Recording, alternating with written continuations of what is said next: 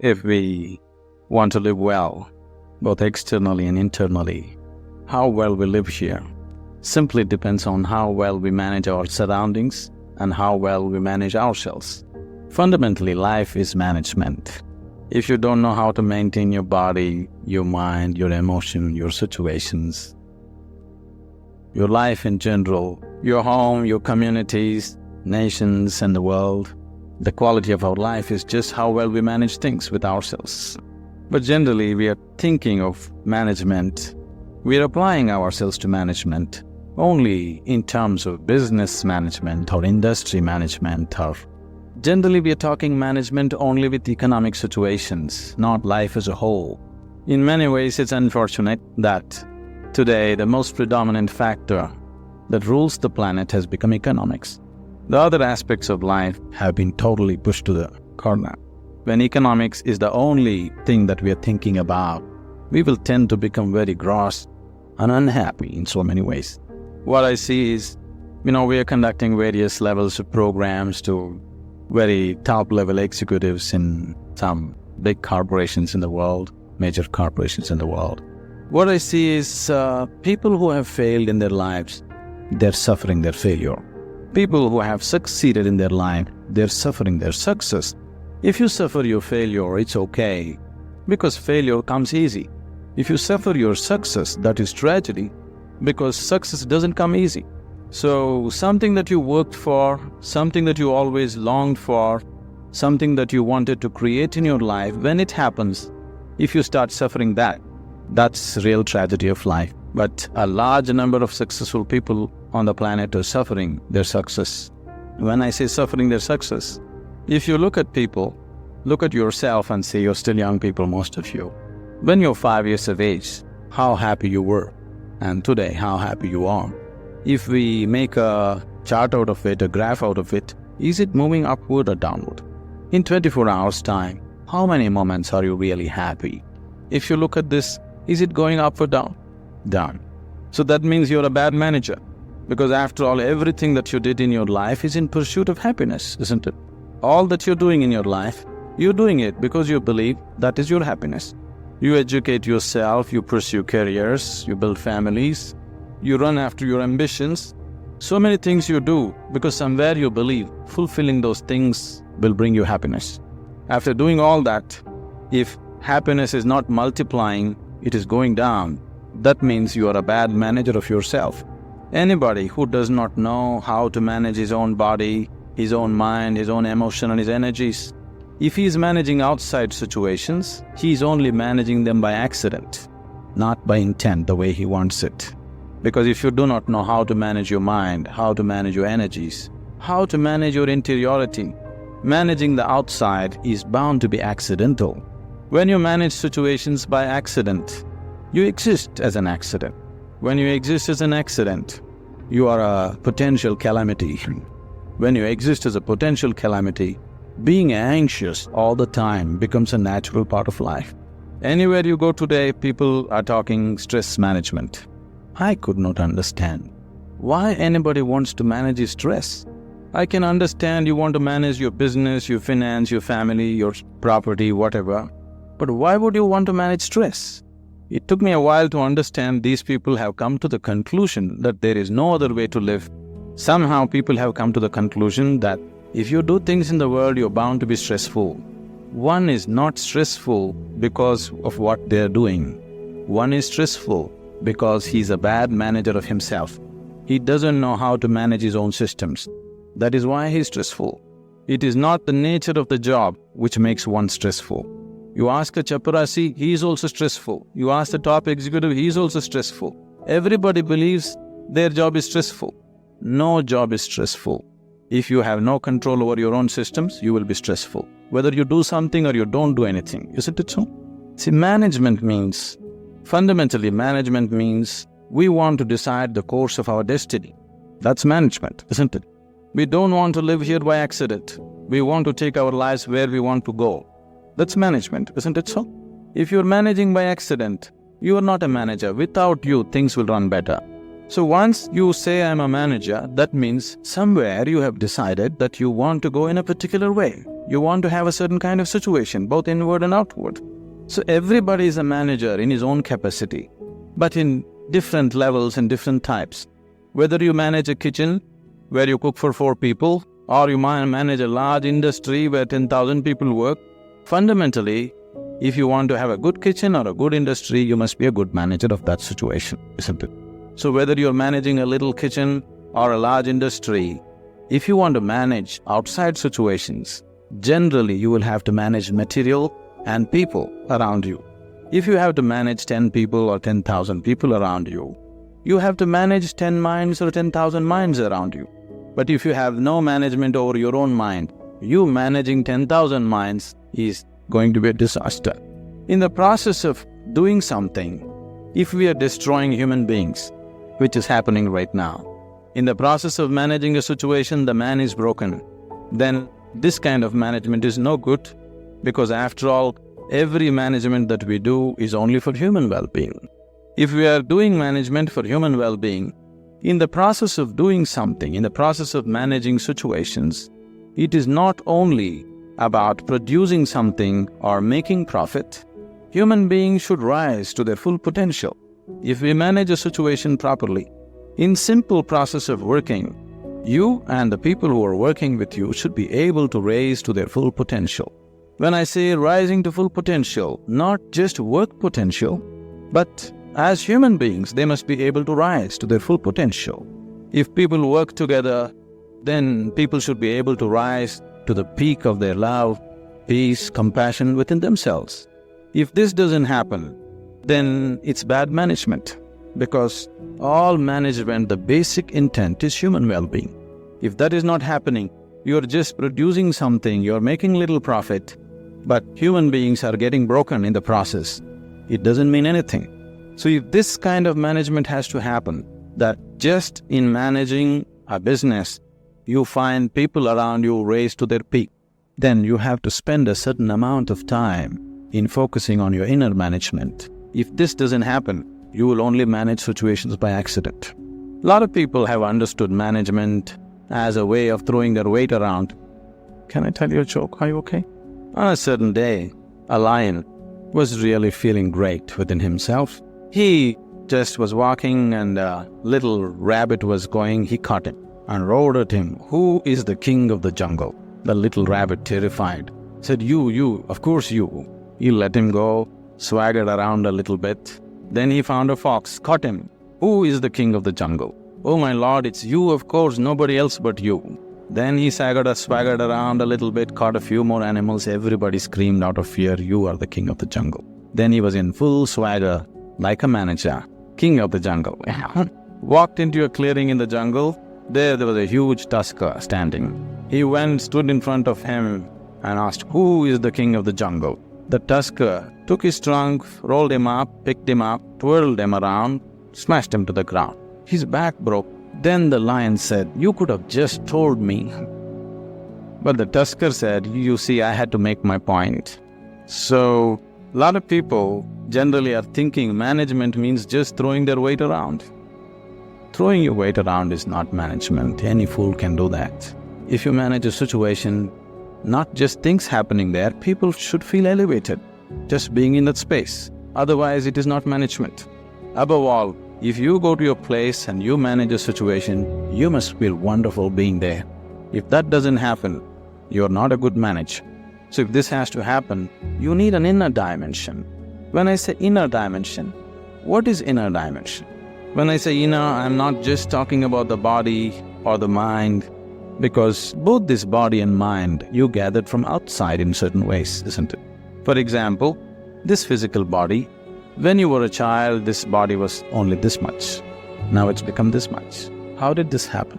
How did it happen? How did all this body happen? Food that you ate, isn't it? What you call as my body is actually a heap of food that you gathered. What you call as food is just a piece of earth that you converted into food and make it into body, isn't it? So this body is just a heap of food that you gathered over a period of time.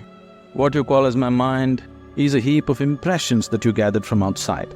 Now you have a heap of food and a heap of impressions.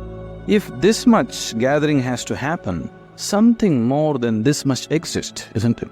If you are capable of gathering such a large body and so much mind, there must be something more fundamental than this.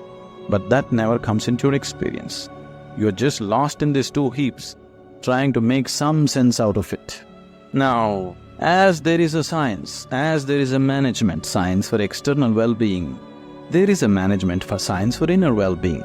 It is just that most of the time we have not approached it scientifically. We're just believing by doing something, somehow everything will be okay. Right now, people are thinking by educating themselves they will live happily ever after, which you will discover after some time it's not so. By getting a job, they think they are going to be happy ever after, which you will discover it is not so. By making money, you think you're going to be happy ever after, you will discover it is not so. Somebody thinks by getting married they are going to be ever after, and they know it is not so. So, you're trying to somehow fool yourself into believing that by doing something everything will be okay. Though repeatedly it has let you down, still you believe that something else, some other miracle will make everything okay. It will not be okay. It once happened. On a certain day, a bull and a pheasant were grazing on the field. You know a bull? A pheasant, a bird. The bull was grazing on the grass, the pheasant was picking ticks off the bull, they're partners, Then the pheasant looked at a huge tree which was at the edge of the field and very nostalgically said, "Alas, there was a time when I could fly to the topmost branch of the tree, but today I do not have the strength even to fly to the first branch of the tree." The bull very nonchalantly said, "That's no problem. Eat a little bit of my dung every day. You will see within a fortnight's time you will reach the top of the tree." The pheasant said, "Oh, come off it. How is that possible?" The bull said, "Really, please try and see. The whole humanity is on it. You could try too." Very hesitantly, the pheasant started pecking at the dung, and lo, on the very first day it reached the first branch of the tree. In a fortnight's time, it reached the topmost branch of the tree. It just went and sat on the topmost branch and just looking at the scenery, enjoying it. The old farmer saw a fat old pheasant on the top of the tree. He took out his shotgun and shot him off the tree. So the moral of the story is, even bullshit can get you to the top, but never lets you stay there. So, if you're seeking a life of fulfillment, if you're seeking a life of joy and peace and well-being within yourself, don't try to bull yourself in some way. You must do the right thing, otherwise it won't work.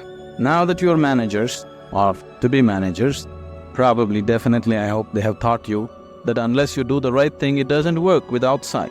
The same goes with the inside. Unless you do the right thing, it just doesn't work. You may just bull yourself to believe that this will make me all right, that will make me all right. Yes, for a moment, but the next moment you crash. Please see, successful people, unsuccessful people, just look at their lives and see in 24 hours, how many moments are they really joyful? How many? You go on the street and see how many joyful faces do you see on the street? Very, very few, isn't it so? Yes. If you see any, usually they are young faces.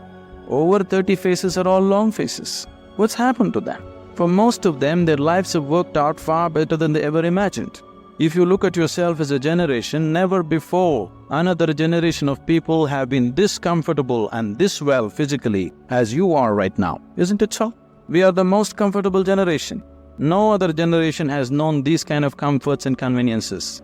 But still, are we any happier than what people were? This is simply because we did not do inner management.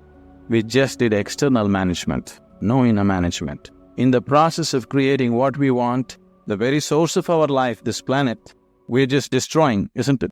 In pursuit of our happiness, we are just making a bonfire out of this planet. But still we are not satisfied, nor are we any more joyful than what we were 500 years ago as people were, isn't it? So somewhere we have neglected the interiority. So to turn inward, what is needed? One reason why most young people here have never made any effort to turn inward is because today, any thinking person, the moment he can read ABC, speak English, and he has extra alphabets next to his name, he develops an allergy towards anything spiritual. This is not your fault. These so-called spiritual people have made such jokers out of themselves. They have presented spirituality in such terrible ways, ridiculous ways. that anybody who has any sense doesn't want to go anywhere near it. See, spirituality means to know something which is beyond the physical. Right now, if you exist as a physical entity, as a body, as a mind, because both these things are accumulations from outside, whatever happens outside will happen inside. If what happens outside begins to happen within you all the time, then you being peaceful and happy is always accidental, because it doesn't matter who you are, how powerful you are, how great a manager you are. External situations will never be 100% in your control. That's the nature of the life. Even if you're just two people in the family, still you don't have absolute control over the situation, isn't it so? As the scope and play of your life increases, you have less and less control over the situations in which you live. That's the reality of life. So if whatever is happening outside is happening within you, you being peaceful and happy in your life is a faraway thing. It's never going to happen. Only when a person begins to experience a dimension beyond the physical within himself, then he can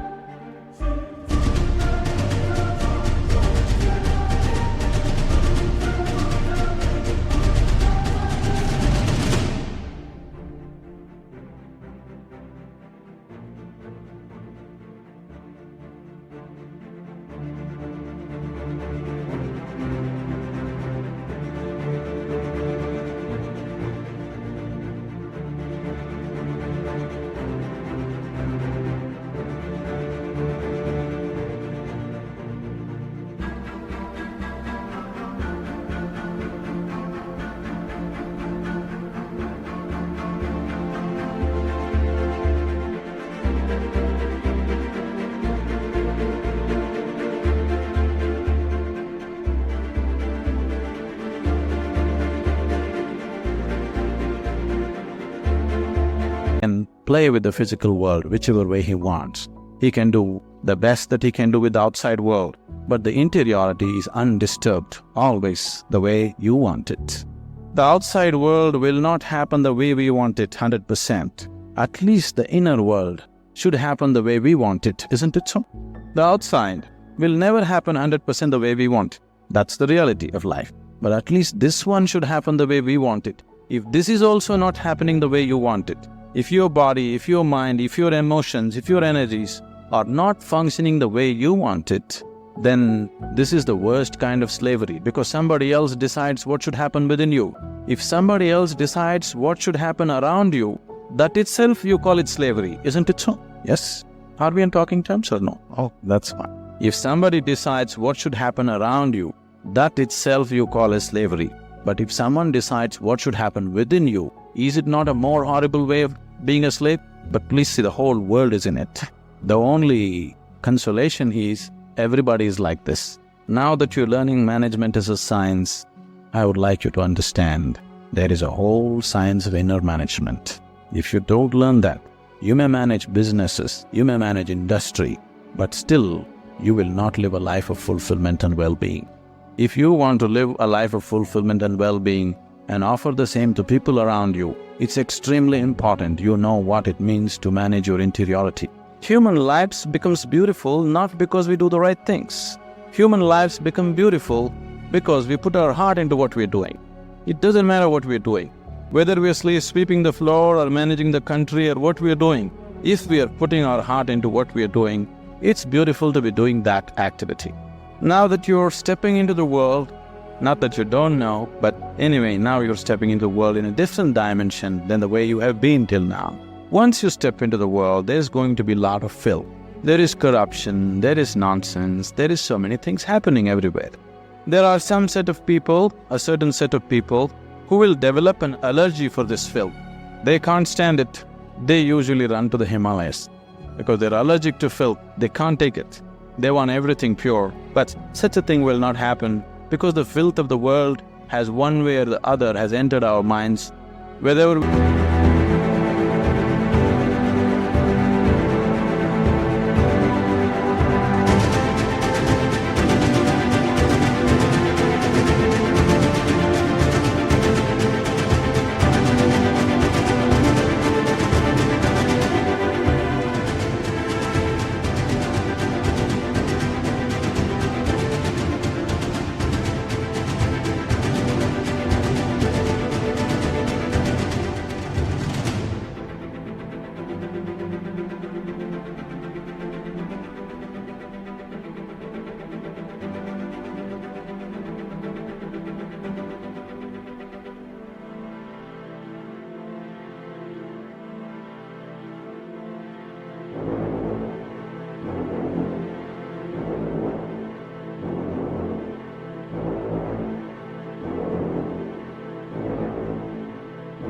We empower that filth or not is all the option that we have. But we cannot avoid filth. It is there. All the nonsense that can happen in the world, you know in your head, isn't it? So one set of people develop allergy and try to run away, which they can never do, really. Another set of people, a large segment of people, unfortunately, have come to their own kind of philosophies. Anyway, world is full of filth. Let me also become filth. So they have joined that, they are merged into the filth. What we call as filth can also be great manure, If the atmospheres that we live in make us, we cannot call ourselves managers. If we make the atmospheres that we live in, only then we can call ourselves managers. Being a manager means that we are going to create whatever we see as the most beautiful thing to happen right now. Allowing situations to create you is not management at all. Creating the situations that we want is management. As many of them have said many things, this process of education, there is a certain acceleration now that education is over, you're stepping into a new dimension of life, the excitement.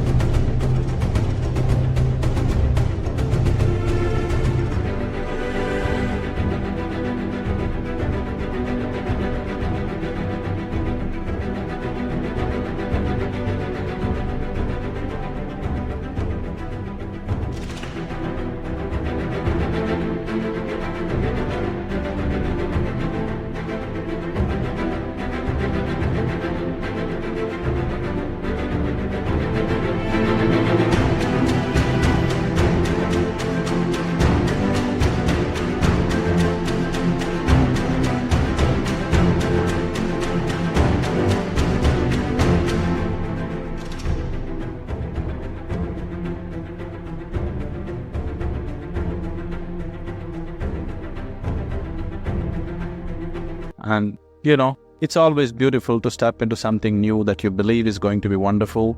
But what we have seen with life with most people is, now let's say somebody got a job. The first day when they went and sat behind this table was the most fantastic place in the world.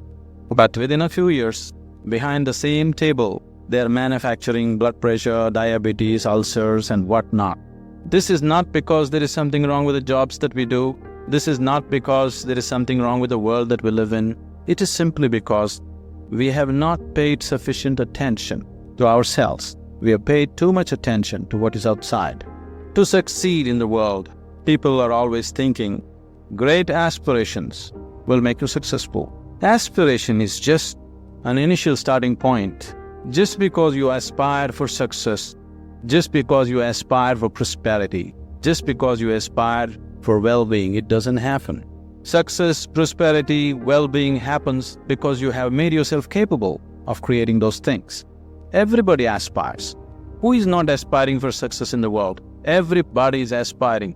Even a beggar on the street is trying to be a successful beggar, isn't it so? Every human being is aspiring for it. But only those who have made themselves capable will succeed. Making yourself capable, not only in terms of management skills and other things, but that is needed too, but making yourself capable as a human being to go through situations untouched, to be like a lotus flower, even if you're in the filthiest of situations, to maintain your beauty and fragrance. If one has this, he will float through this life untouched. If one doesn't have it, life will eat him up in so many ways. It's my wish and my blessing that this new set of managers will manage this world, this country, this community, and the business and commerce, which is part of our existence today in the world, in a much better way than the previous generations of people have done, because externally we are better equipped than ever before. If we make a little effort, it's a fortune that an institution has made an effort to equip you internally to whatever extent it was possible for them. If you equip yourself for internal management also, I am sure that this group of people and many more who will pass out of this institution should definitely manage this world, this nation, and the communities much, much better than the way it's been done till now. When it comes to management, there's no such thing as perfect management.